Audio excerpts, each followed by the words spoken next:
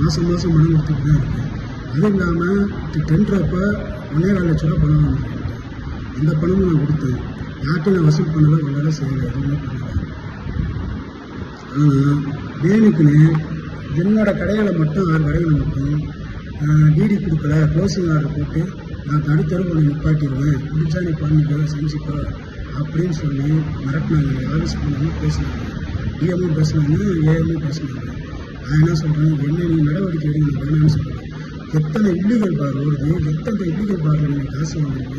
டாஸ்மார்க்கில் ஒரு நாளைக்கு நான் வேலை பார்க்குற 10,216 அப்படிங்கிற கடையில் ஒரு நாளைக்கு 15,000 பாட்டில் ஓடுது. சாரி 12,000 பாட்டில் ஓடுது. இது 2,000 பாட்டில் போட்டு ஓடுது. 17,000 ரூபா எக்ஸஸ்ஸு. அது இல்லாமல் பீரு ஆஃப் எல்லாம் சேர்த்திங்கன்னா 22 ரூபா 23,000 எக்ஸஸ் வருது.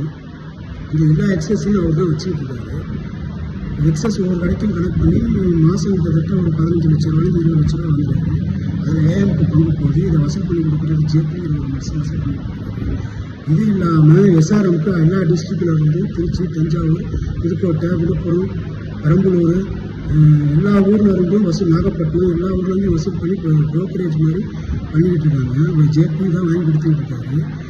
இந்த கடைகள்லேருந்து இவ்வளோ வசூலாகுது. இவ்வளவும் காசை வச்சுட்டு இல்லீகல் பார் மூலியமாக டாஸ்மார்க்கு நஷ்டத்தை ஏற்படுத்துறது அவங்களா நாங்களா? ஏன்னா போன டெண்டரில் செந்தில் பாலாஜி என்ன டெண்டர் எடுத்தார். அவங்க தான் ஆல் ஓவர் டெண்டர் எடுத்தாங்க. டெண்டர் எடுத்ததில் எல்லாமே லீஸுக்கு எல்லாமே வாடகைக்கு மாதிரி தான் எல்லாமே கடை நடத்திக்கிட்டு இருந்தோம். எல்லா மூடி இருந்த பாருக்கும் சேர்த்து